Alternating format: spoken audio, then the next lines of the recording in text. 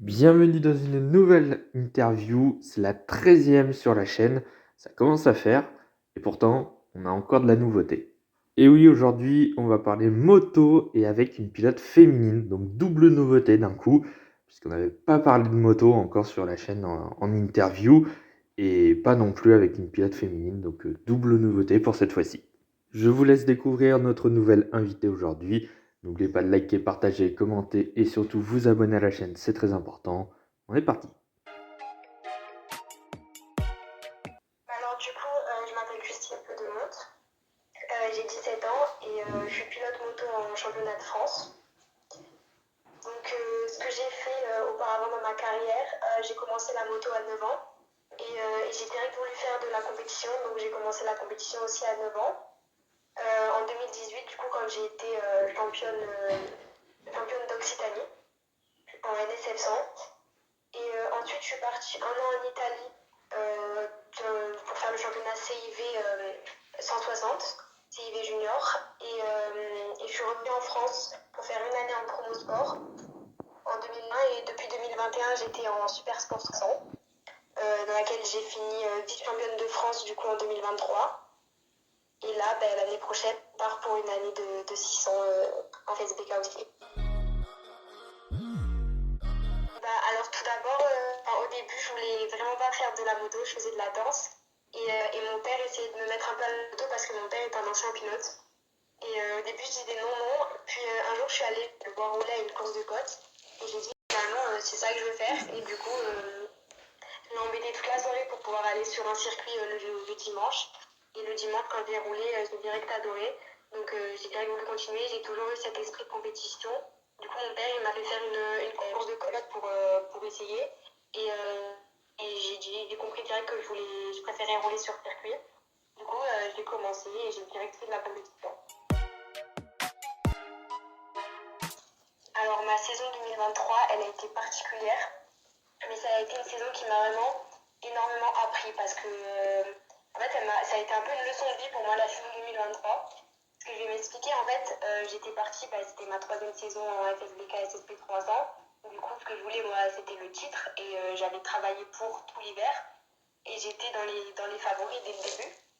Et en fait, j'arrive au Mans et j'étais devant, j'étais dans les favoris FP1, FP2, FP3, j'étais dans les 3 premières.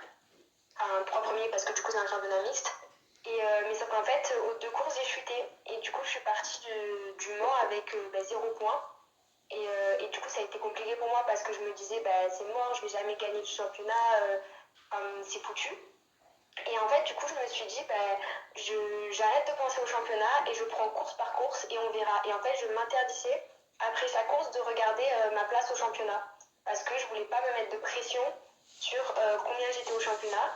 Et en fait, c'est à Carole, quand j'ai été à un interview et qu'on m'a dit, maintenant, vous êtes 2e du coup du championnat de France, que je me suis dit, ah, mais en fait, faut jamais abandonner, quoi. Parce que, en fait, je suis partie après le Mans où je m'étais dit, c'est mort.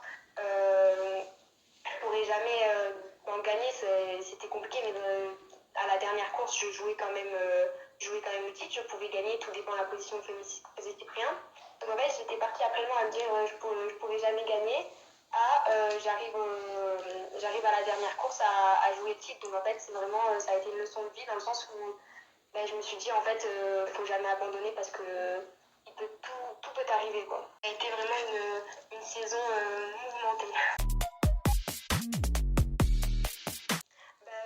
En fait, ça a été compliqué en 2021 où en fait j'ai été dans un team avec qui ça ne s'est pas très bien passé et du coup j'étais très souvent dans les dernières alors que c'était un peu compliqué mais en fait c'était un team où j'étais très souvent dans les dernières ou alors la moto ne marchait pas, je tombais ou quoi, donc c'était un peu compliqué. Ça a été une année qui m'a forgé le mental, on va dire, parce que les seules fois où j'arrivais à être vraiment à ma place, il m'arrivait quelque chose, il y avait quelqu'un qui me percutait, du coup je tombais. Enfin, c'était une année où chaque course a été difficile, mais en fait je pense que ça m'a forgé le mental pour maintenant, j'arrive à surmonter plus facilement les difficultés. Et voilà, après cette année en 2023, j'ai pas vraiment eu de difficultés entre parenthèses parce que déjà j'ai la chance d'avoir une moto qui était vraiment bien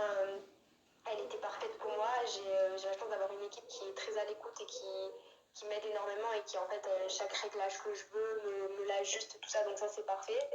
Et je me suis beaucoup entraînée de toute façon pendant tout l'hiver. De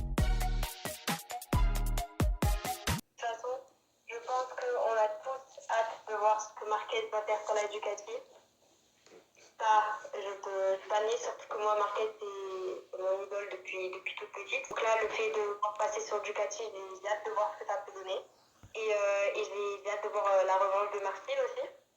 Parce qu'il va revenir encore plus fort. J'ai hâte de voir les nouvelles batailles entre Martin, Pecco et de voir les nouveaux pilotes qui vont s'imposer. Parce que l'année dernière, on a eu une très belle saison avec plein de pilotes qui ont gagné quand même. Et j'ai hâte de voir qui va pouvoir de nouveau s'imposer et voir. De toute façon, les courses de MotoGP, c'est incroyable. Moi, je trouve quand il y a de la bagarre, tout ça, c'est vraiment incroyable. Donc voilà, et une belle saison et voir qui c'est qui peut gagner le championnat. Si ça va être Pecco qui va faire un triplé. Ou si ça va être même si Fabio avec la Yamaha va pouvoir revenir plus fort ou pas. Martine, sa revanche. Marquez avec la Ducat. Enfin, voilà, plein de choses en fait. C'est Marquez parce que c'est lui qui.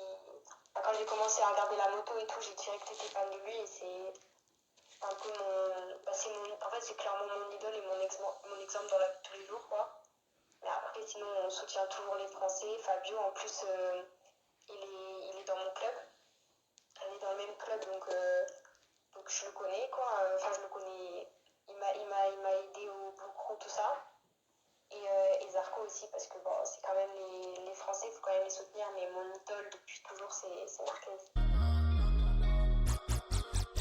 Voilà, c'est la fin de cette interview. Merci d'avoir écouté jusque-là. N'oubliez pas de liker, partager, commenter et surtout vous abonner à la chaîne, c'est très important. Un grand merci évidemment à Justine Pédemont d'avoir accepté mon invitation.